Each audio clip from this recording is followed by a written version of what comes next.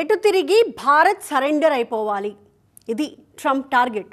ఇవాళ కాకపోతే రేపైనా తప్పదు అనే ఊహల్లో విహరిస్తున్నారు ట్రంప్. అమెరికాకి భారత్ లొంగిపోవడమా? కలలోనైనా జరిగే పనేనా అది? తలొంచడం అనే పదాన్ని ఏనాడో డిక్షనరీలో నుంచి తీసేసింది భారత్. పరిస్థితి ఏదైనా యుద్ధం చేయడమే తెలుసు మనకి.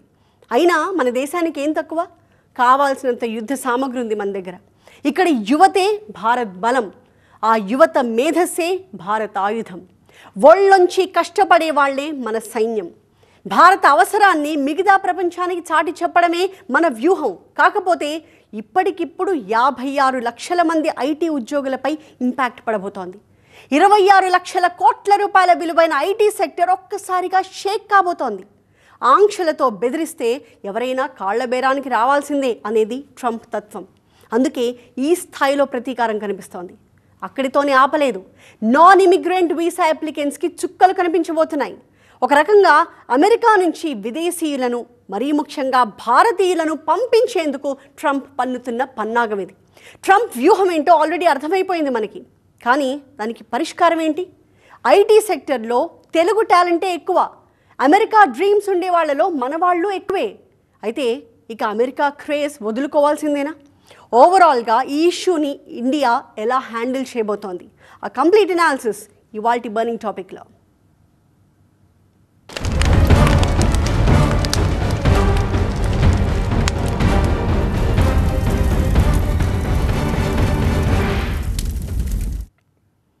ఆర్థిక వ్యవస్థని తొక్కేస్తే చాలు, ఏ దేశమైనా తన కాళ్ల బేరానికి వచ్చేస్తుంది.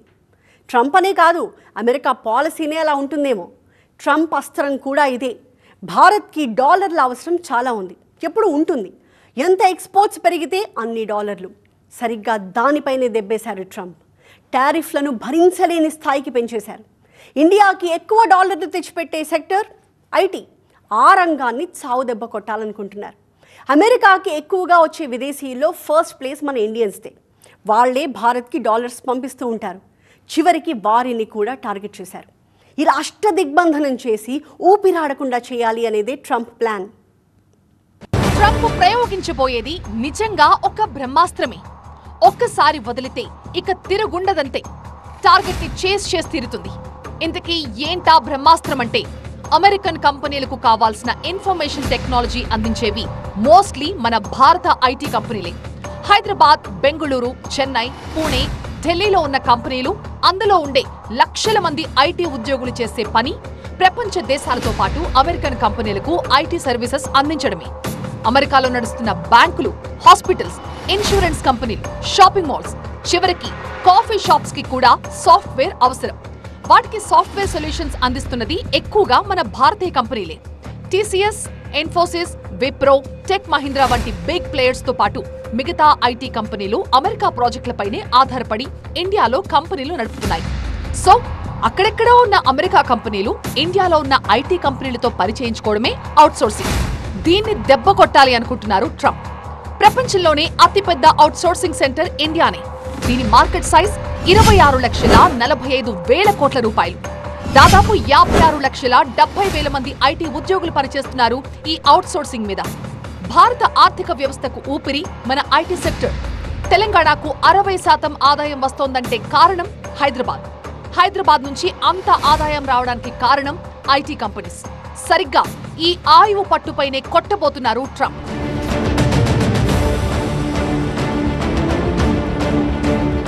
ట్రంప్ కేవలం వస్తువుల ఎగుమతులపైనే టారిఫ్ వేశారు ఇప్పుడు దాకా.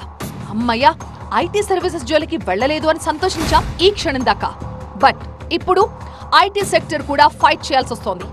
ఫార్ రైట్ కార్యకర్త లారా లూమర్, అమెరికన్ కార్యకర్త Jack Posobiec, White House senior advisor Peter Navarro, ఈ ముగ్గురు కూడా ఇండియన్ ఐటీ సెక్టర్ ని టార్గెట్ చేశారు. అసలు ట్రంప్ మనసులో మాటను పసిగట్టి వీళ్ళిలా టార్గెట్ చేశారో లేదా ఈ ముగ్గురి మాటల్ని ట్రంప్ వింటున్నారో కానీ మొత్తానికి టారిఫ్ల విషయంలో ఈ ముగ్గురి మాటే నిజమవుతోంది. అంటే త్వరలోనే మన ఐటీ కంపెనీలకి కష్టకాలం రాబోతోంది. అదే జరిగితే ఐటీ కంపెనీల్లో పెద్ద పెద్ద ఉద్యోగాల నుంచి కాల్ సెంటర్ ఉద్యోగాల వరకు కొన్ని లక్షల మంది జాబ్స్ పోవచ్చు. ఇంగ్లీష్ కోసం 2 నొక్కండి అనాల్సిన అవసరం లేకుండా కాల్ సెంటర్లను మళ్లీ అమెరికావుగా చేద్దామని ట్రంప్ అడ్వైజర్లు పిలుపునిచ్చారు.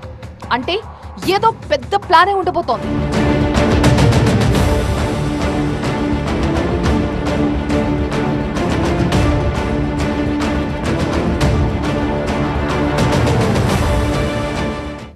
నెక్స్ట్ ఏం చేయబోతున్నారు అంటే, ఏ అమెరికన్ కంపెనీలైతే ఇండియన్ ఐటీ కంపెనీలకి అవుట్ సోర్సింగ్ ఇస్తాయో అలాంటి కంపెనీలపై టారిఫ్లు వేస్తానంటున్నారు. అలా ఇలా కాదు, భరించలేనంత సుంకాలు విధిస్తానని వార్నింగ్ సిగ్నల్స్ పంపిస్తున్నారు ట్రంప్. అదే జరిగితే మన దేశానికి అమెరికా నుంచి కాంట్రాక్టులు తగ్గిపోవడం కాదు, ఆల్మోస్ట్ ఆగిపోతాయేమో. యుఎస్ ప్రాజెక్టుల కోసమే హైదరాబాద్ లో గానీ బెంగళూరులో గానీ లక్షల మంది ఐటీ ఎంప్లాయీస్ ని తీసుకున్నాయి మన కంపెనీలు. ఇప్పుడు ఆ ప్రాజెక్టులు రాకపోతే ఇన్ని లక్షల మందిని తీసేయాల్సి రావచ్చు. స్మాల్ అండ్ మీడియం ఐటీ కంపెనీలైతే దాదాపుగా మూసుకుపోవచ్చు కూడా. అంత పెద్ద ప్రమాదం రాబోతోంది. అందుకే ట్రంప్ ప్రయోగించబోయేది ఖచ్చితంగా బ్రహ్మాస్త్రమే.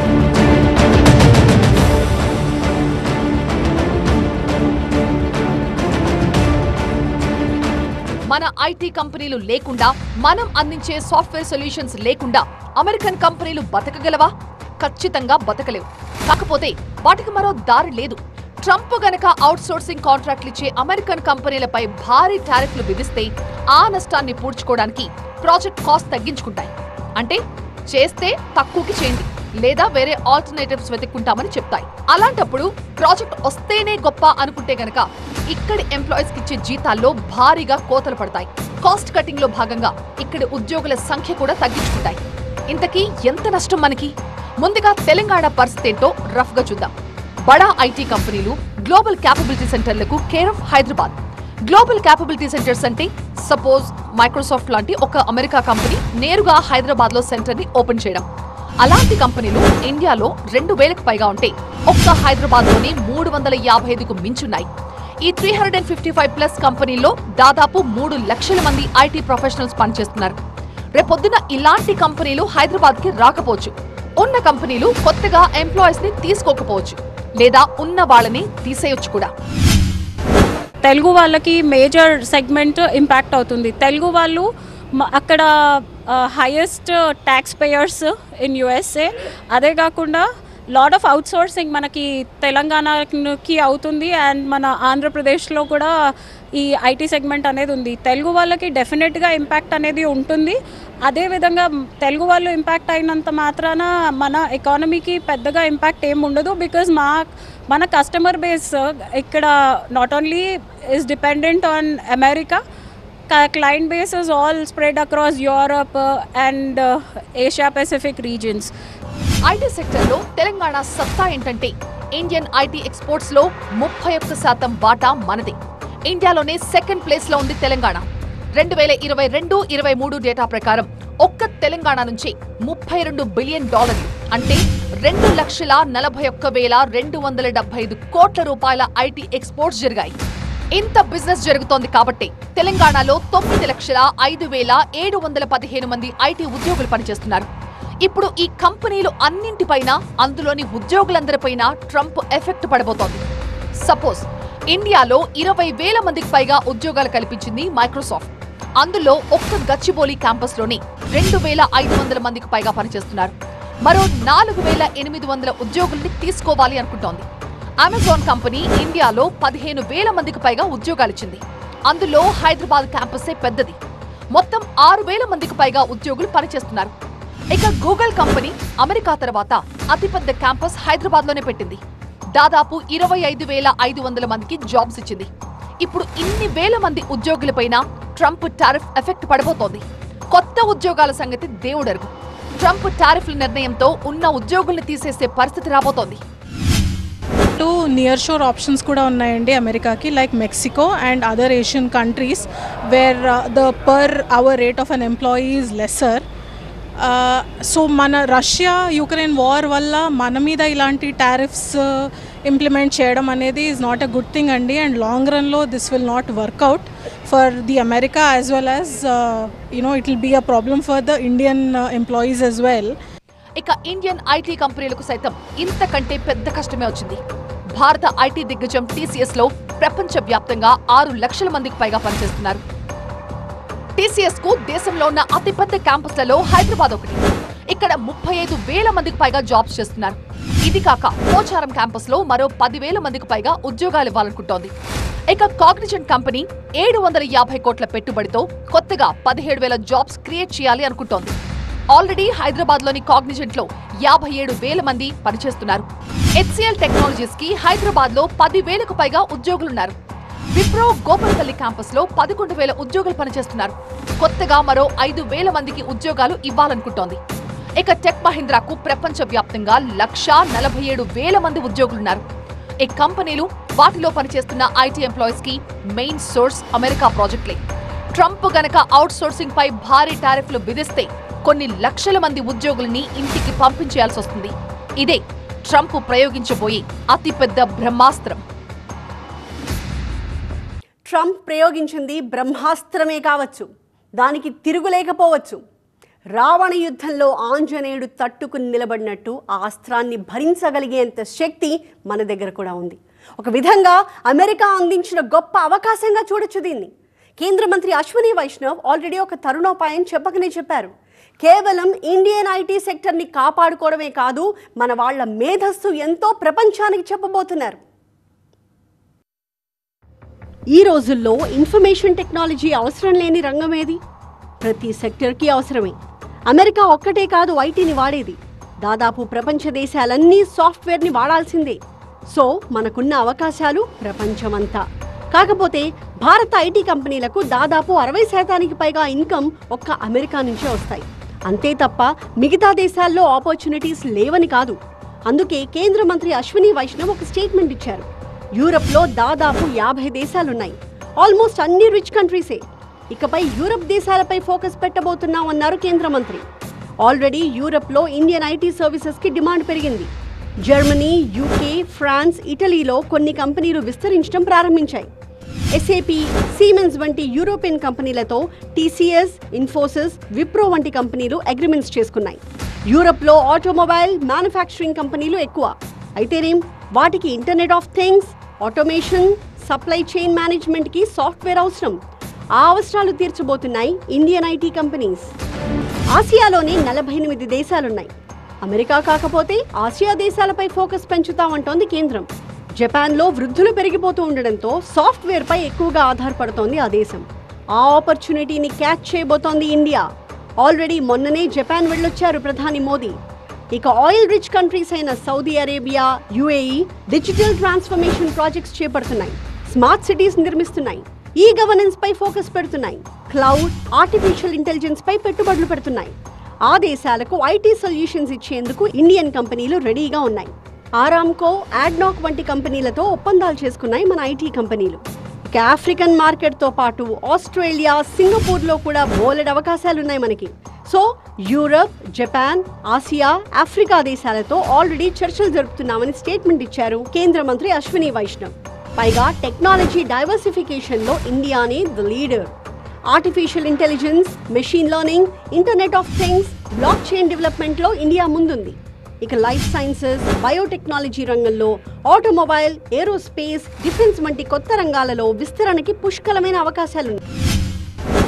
USA కాకుండా non-US సెక్టర్, non-US సైడ్ కూడా మనం ఫోకస్ చేయాల్సిన అవసరం ఎంతైతే ఉంది. యూరోపియన్ మార్కెట్ని చూడాలి. అంతేకాకుండా ఆఫ్రికన్ మార్కెట్లో పెద్ద ఎత్తున మనకు ఆపర్చునిటీస్ ఉన్నాయి, వాటిపైన మనం ఫోకస్ చేయొచ్చు. సో అంతేకాకుండా వేరే సెక్టర్స్ కూడా ఇవాళ మనం ముఖ్యంగా తెలంగాణ కావచ్చు, ఆంధ్రప్రదేశ్ కావచ్చు, మెజారిటీ ఆఫ్ ఇంజనీర్స్ అందరూ కూడా ఐటీ సెక్టర్ పైన ఆధారపడి, ఐటీ సెక్టర్ ఉద్యోగాల పైన ఆధారపడి ఉన్నారు. వేరే సెక్టర్స్ పైన కూడా వాళ్ళు ఫోకస్ చేయాల్సిన అవసరం ఉంది. ఎమర్జింగ్ టెక్నాలజీస్ ఎంతకైనా AI డ్రాస్టిక్ చేంజెస్ని మనకు తీసుకొస్తూ ఉంది. కాబట్టి కోర్ సెక్టర్స్ అంటే ఇటు సెమీకండక్టర్స్ వైపు కావచ్చు, ఇంకా మిగతా సెక్టర్స్ వైపు కూడా యువత ఫోకస్ చేయాల్సిన అవసరం అయితే ఎంతకైనా ఉంది. అసలు ఐటీ ఇండస్ట్రీకి ఇండియానే అతిపెద్ద market. Aadhaar, UPI, digital India, smart cities ప్రాజెక్టుల వల్ల ఇండియన్ ఐటీ కంపెనీలకు చాలా అవకాశాలు వచ్చాయి. రేపొద్దున ఇలాంటి ప్రాజెక్టులను ఇంకొన్ని ప్రవేశపెడితే చేతి నిండా పనే ఇక. సో దేశీయ డిమాండ్ని పెంచే ప్రణాళికలో కూడా ఉంది భారత్. అయితే కేవలం ఐటీ సెక్టర్ పైనే ఫోకస్ పెట్టట్లేదు భారత్. ఐటీ రంగానికి దాదాపు సమానంగా కేవలం electronics, make in India goods తయారీపై దృష్టి పెడుతోంది. ఇప్పటికే స్మార్ట్ ఫోన్ మార్కెట్లో భారత్ వాటా బాగా పెరిగింది. ఈ సప్లై చైన్ మొత్తం భారత్కి వచ్చేలా చేస్తే ఇక ఇండియాకి తిరుగుండదని చెప్తోంది కేంద్రం. ప్రస్తుతం ఆ ప్రణాళికల్లోనే ఉంది భారత్. సో ట్రంప్ బ్రహ్మాస్త్రానికి మన దగ్గర విరుగుడు ఉంది. అమెరికాకి ఎందుకు వెళ్తారు? చదువుకోవడానికి, టెంపరరీ జాబ్స్కి, వ్యాపారాలకి, పర్యాటక ప్రాంతాలని చూడ్డానికి, లేదా అమెరికాలో స్థిరపడిన తమ వాళ్ళని చూడ్డానికి. ఇలాంటి వారికి ఇచ్చేదే నాన్ ఇమిగ్రెంట్ వీసా. లేటెస్ట్గా ఈ వీసాలపై ట్రంప్ పెట్టిన కండిషన్స్ ప్రపంచం మొత్తానికి షాక్ ఇచ్చాయి. మెయిన్గా ఇండియన్స్కి. ప్రపంచాన్ని ఇబ్బంది పెట్టడంలో పిహెచ్డీ చేశారేమో ట్రంప్.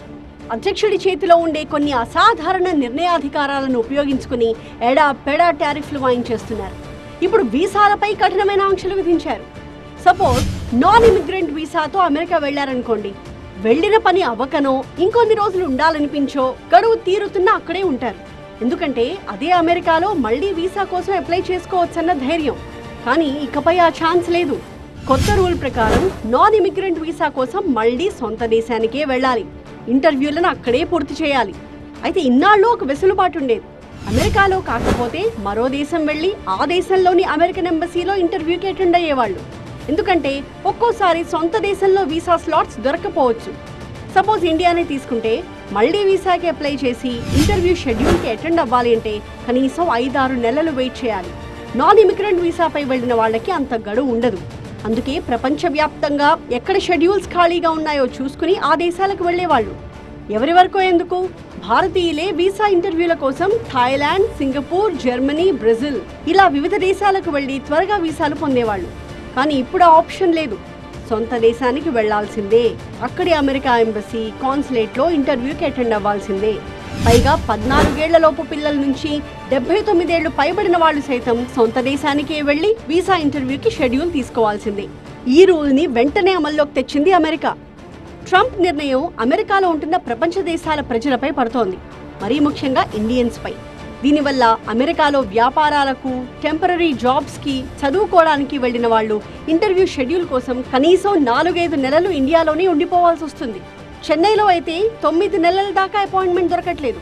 అలాంటప్పుడు వ్యాపారులు, విద్యార్థులు, పర్యాటకులు ఇక అమెరికా వెళ్లడం మర్చిపోవాల్సిందే. ఒక విధంగా ఇదొక డీపోర్టేషన్ అనే చెప్పాలేమో. ఓవరాల్గా అమెరికాకి ఏ డ్యామేజ్ అయితే చేయకూడదో వాటన్నిటినీ అమల్లోకి తీసుకొస్తున్నారు ట్రంప్.